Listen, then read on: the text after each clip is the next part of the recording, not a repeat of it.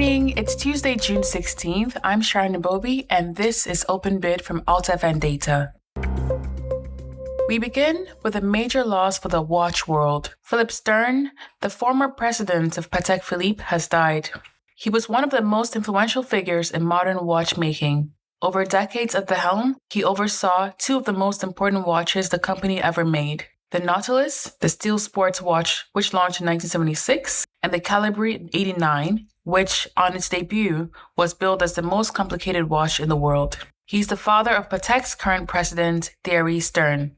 Under the family stewardship, Patek became the single most coveted watch name in the auction room. You could see that again just this last week when a rare Patek reference known as the Red Dot sold for $2.76 million at Christie's in New York. In the FNDATA records, we see that one of the top Pateks to sell over the last year went for $1.7 million, also at Christie's. And this last week's results pushed the brand ceiling even higher.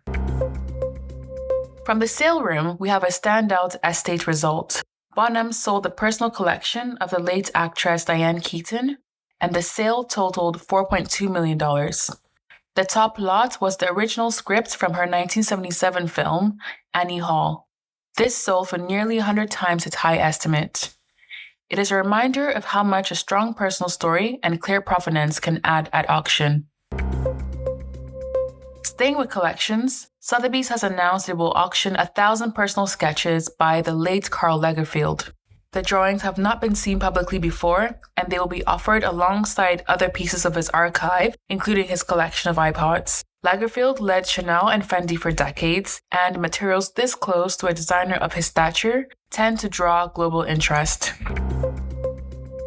Now to the whiskey markets, where we have a new world record. A bottle of rare Japanese whiskey, a Yamazaki 50-year-old, sold for about $1 million in Hong Kong.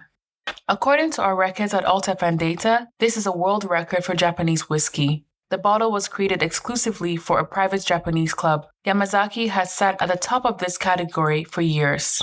Looking into our records, we found that a Yamazaki 55-year-old sold for $600,000 at Sotheby's, and this record lifts the price ceiling even higher.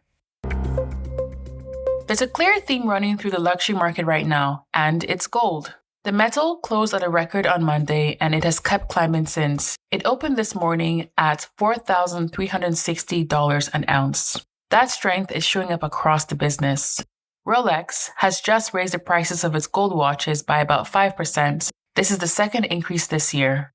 And Piaget has unveiled a new 65-piece high jewelry collection called Extravaganza, inspired by the gem set dials of its ultra-thin watches.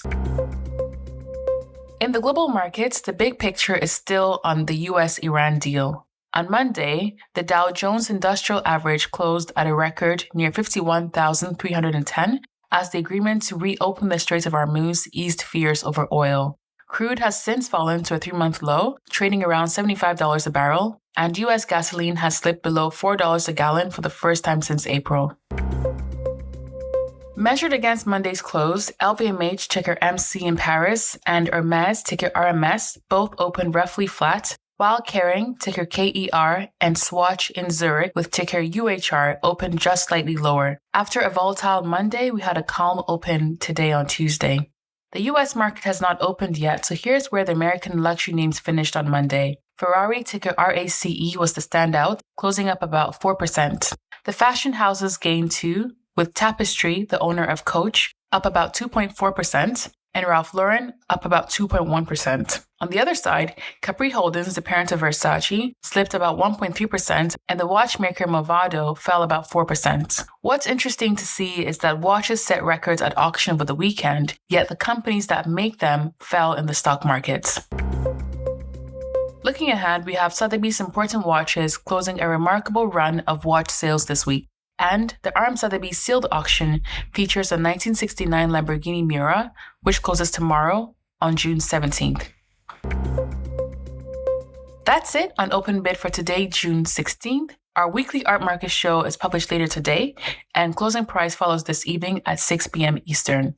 For more insights on the top stories in today's Open Bid, check out the FNDATA Market Index and datasets, which cover the secondary market signals behind the luxury names that we follow. You can start for free with a data sandbox, and to get started, reach us on our website, or by email at info@altfndata.com. Subscribe to get notifications on new episodes, and if you love the show, please give us a 5-star rating on Spotify or Apple Podcasts. I'm Sharon Abobi from FNDATA. I'll talk to you in the next episode. Thank you for listening.